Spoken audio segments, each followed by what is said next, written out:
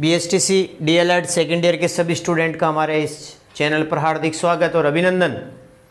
देखिए, आज अपन इस वीडियो में छठा पेपर गणित शिक्षण पढ़ने जा रहे हैं।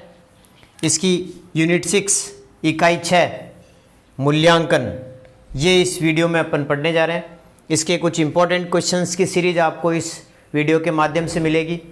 आपको बहुत ही सरल तरीके से इस यूनिट को मात्र 15 या 20 मिनट में आपको समझा दिया जाएगा और आपके इंपॉर्टेंट क्वेश्चन जो एग्ज़ाम में आने लायक हैं वो आपको समझा दिए जाएंगे बहुत अच्छे सरल तरीके से। तो हमारे इस चैनल को आपने लाइक नहीं किया हो तो झट से लाइक कर लेवें, शेयर कर लेवें अपने मित्रों को ताकि उनको बेनिफिट हो जाए, और आप सब्सक्राइब करना नहीं भूलें मित्रों। पहला क्वेश्चन, आकलन क्या है? इंपॉर्टेंट क्वेश्चन, आकलन क्या है? आकलन करना है ना। शिक्षण अधिगम प्रक्रिया में अधिगम उद्देश्यों की प्राप्ति के संदर्भ में बालक की उपलब्धि से संबंधित सूचनाओं को सतत एवं योजनाबद्ध तरीके से एकत्र करना ही आकलन है। यानी कि शिक्षण अधिगम का जो उद्देश्य है उसकी प्राप्ति के संदर्भ में बालक ने क्या क्या उपलब्धि हासिल की है, इन सूचनाओं को सतत रूप से, कंटिन्यू रूप से और योजनाबद्ध तरीके से एकत्रित करना ही आकलन है। उसी को ऑब्जर्वेशन कहते हैं, उसी को आकलन कहते हैं। दूसरा क्वेश्चन है, शिक्षक को बालक का आकलन क्यों करना चाहिए? क्या जरूरत है आकलन करने की? तो शिक्षक को बालक का आकलन इसलिए करना चाहिए ताकि वह यह निर्धारित कर सके कि वे क्या समझते हैं, वो बालक क्या जानते हैं, वो बालक क्या उपयोग में लाते हैं, क्या क्या कर सकते हैं तथा उनकी आवश्यकता क्या है। शिक्षक इन सूचनाओं का उपयोग बालक की गणितीय अवधारणाओं को समझने में सहायता करते हैं।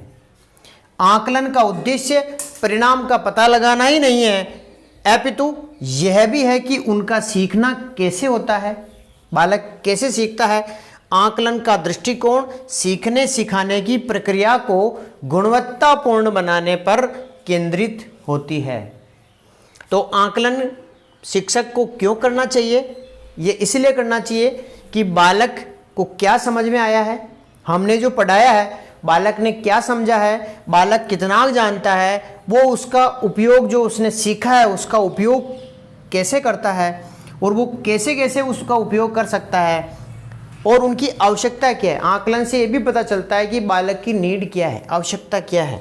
इन सब और इन जितने भी सूचनाओं को शिक्षक कलेक्शन करता है वो उस बालक को सिखाने में और प्रोग्रेसिव करने में वो काम आती है। इसीलिए आकलन जरूरत है ताकि क्या होता है, सीखने सिखाने की प्रक्रिया में प्रक्रिया को गुणवत्तापूर्वक बनाई जाए, क्वालिटी वाली बनाई जाए। इसीलिए शिक्षक को बालक का आकलन करना चाहिए।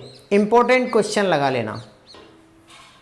तीसरा क्वेश्चन, शैक्षिक आकलन के तरीके कौन कौन से हैं? शिक्षा के क्षेत्र में आकलन करने के तरीके कौन कौन से हैं, कौन कौन से मोड हैं, उनके नाम बताइए। तो शैक्षिक आकलन के तरीके बहुत प्रकार के हैं, विभिन्न प्रकार के हैं, जिसमें अपन बता सकते हैं स्व आकलन, किसी बालक को खुद का आकलन के बारे में बोलना, स्व आकलन, समूह में आकलन, है ना, सहपाठी द्वारा आकलन, अवलोकन से भी आकलन किया जाता है, ऑब्जर्वेशन, है ना, मूल्यांकन किया जा सकता है ऑब्जर्वेशन से, व्यक्तिगत आकलन है, पर्सनल, समूह आकलन, समूह द्वारा, साक्षात्कार से आकलन करना, इंटरव्यू बेस्ड, मौखिक प्रश्न उत्तर, लिखित प्रश्न उत्तर, पोर्टफोलियो, चेकलिस्ट, ये आदि शैक्षिक आकलन के तरीके हैं। अब आता है चौथा क्वेश्चन, आकलन प्रक्रिया के विभिन्न पक्षों का उल्लेख कीजिए। इंपॉर्टेंट क्वेश्चन लगा देना इसको, वेरी इंपॉर्टेंट।